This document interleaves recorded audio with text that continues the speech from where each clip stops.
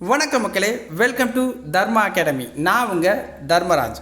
இந்த வீடியோவில் நம்ம பார்க்க போகிறது அக்டோபர் மாதத்தில் 19ஆம் தேதிக்குண்டான கரண்ட் அஃபேர்ஸ் தான். வீடியோக்குள்ளே போகிறதுக்கு முன்னாடி தீபாவளி ஸ்பெஷல் ஆஃபராக நம்மோட கொஷின் பேங்க்ஸு டெஸ்ட் பேஜஸுக்கெலாம் 10% வரைக்கும் டிஸ்கவுண்ட் கொடுக்குறோம்.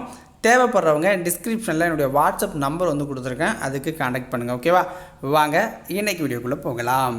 ஃபஸ்ட்டு கொஷின் என்ன அப்படின்னு பார்த்தீங்கன்னா, புதுசாக தலைமை கணக்கு அதிகாரியை நியமிச்சிருக்காங்க. ஓகேங்களா, அவங்களும் பதவி ஏற்றுக்கொண்டாங்க.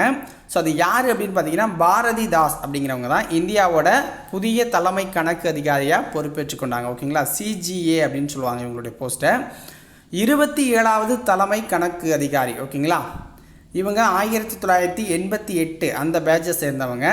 இதுக்கு முன்னாடி பார்த்தீங்க அப்படின்னா நேரடி வரிகள் முதன்மை கணக்கு தணிக்கை அதிகாரியாக பணியாற்றியிருக்காங்க. வெளியுறவு அமைச்சகம் மற்றும் உள்துறை அமைச்சகத்தில் கணக்கு தணிக்கை அதிகாரியாக இருந்திருக்காங்க.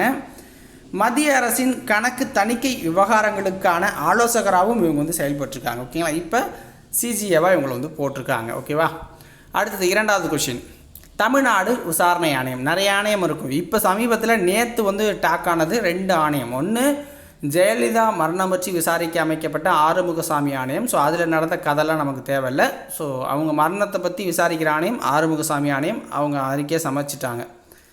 அடுத்து தூத்துக்குடி துப்பாக்கி சூடு சம்பவம். ஓகேங்களா, ஸ்டெர்லைட்டுக்கு எதிராக நடந்துச்சு. அதில் பார்த்திங்கன்னா அருணா ஜெகதீசன் இவங்க ஆணையம் இன்வெஸ்டிகேஷன் பண்ணி இப்போ அவங்களும் அறிக்கையை சமர்ப்பித்து நேற்று சட்டமன்றத்தில் 2மே தாக்கல் பண்ணி அதுக்கு விவாதங்கள்லாம் போச்சு. ஓகேங்களா, அடுத்தது பிசிசிஐயோட புதிய தலைவராக ரோஜர் ஃபின்னி அப்படிங்கிறவர் தேர்ந்தெடுக்கப்பட்டிருக்கார். இந்தியாவோட கிரிக்கெட் டீமோட புதிய தலைவர், பிசிசிஐயோட புதிய தலைவர் ரோஜர் ஃபின்னி அவர்கள். ஓகேங்களா, 36வது சேர்மனாக இவர் தலைவரிட்டிருக்காரு. இதுக்கு முன்னாடி கங்குலி அவர்கள் இருந்திருக்காங்க. இந்திய கிரிக்கெட் கட்டுப்பாட்டு வாரியத்தின் 91வது ஆண்டு பொதுக்குழு கூட்டம் மும்பையில் நடந்துச்சு. ஓகேங்களா, இந்த ரோஜர் ஃபின்னி அப்படிங்கிறவர் கர்நாடக கிரிக்கெட் சங்க நிர்வாகியாக இருக்கிறாரு.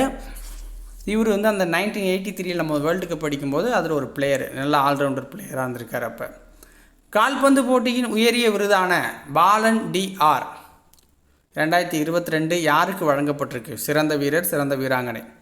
கால்பந்து போட்டியோட உயரிய விருது அப்படின்னா பாலன் டிஆர் அப்படின்னு சொல்லுவாங்க. இது 2022 சிறந்த வீரராக கரீம் பென்சிமா அப்படிங்கிறவர் தேர்வு செய்யப்பட்டிருக்காரு, ஃப்ரான்ஸை சேர்ந்தவர்.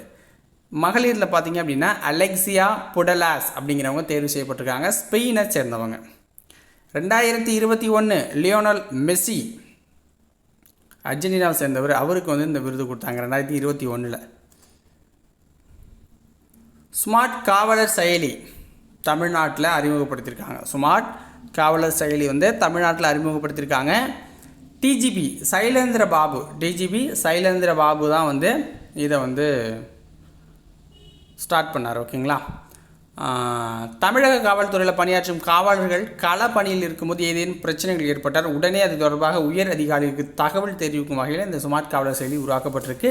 காவல்துறையினரின் செயல்திறனை மேம்படுத்தவும், குற்ற ஆவணங்களை துல்லியமாக பதிவு செய்யவும், பராமரிக்கவும், தரவுகளை முறையாகவும் சிறப்பாகவும் கையாளவும் இந்த செயலி அப்படிங்கிறது இதாக இருக்கும். ஓகேங்களா, யூஸாக இருக்கும். இன்டர்போலோட 99வது பொது சபை கூட்டம், இன்டர்போல் அமைப்போட 99வது பொது சபை கூட்டம் புதுதில்லியில் நடந்துச்சு. புதுதில்லியில் 18/10/2022 நடந்துச்சு. பிரதமர் நரேந்திர மோடி தான் இதை தொடங்கி வச்சார். இன்டர்போல் தலைவர் யார்? அகமது நாசர் அல் ரைசி அப்படிங்கிறவர் தான், அகமது நாசர் அல் ரைசி. உயர் சேமிப்புகளுக்கு வட்டி விகிதம் அப்படின்னா எஸ்பிஐ. ஓகேங்களா, உயர் சேமிப்புகளுக்கு வட்டி விகிதம் எஸ்பிஐ உயர்த்தியிருக்காங்க. அது 10 கோடிக்கு மேலே, 10 கோடி அல்லது 10 கோடிக்கு மேலே நீங்கள் சேமிச்சிங்கன்னா 0.30 அந்த வட்டி விகிதம் இன்க்ரீஸ் பண்ணியிருக்காங்க.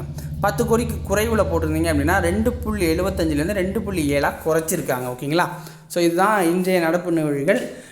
ஒரு சின்ன எனக்கு ஒரு ஹெல்ப் பண்ணுற மாதிரி இருக்கும் மக்களே, இவ்வளோ தூரம் வீடியோ பார்க்குறவங்களுக்கு.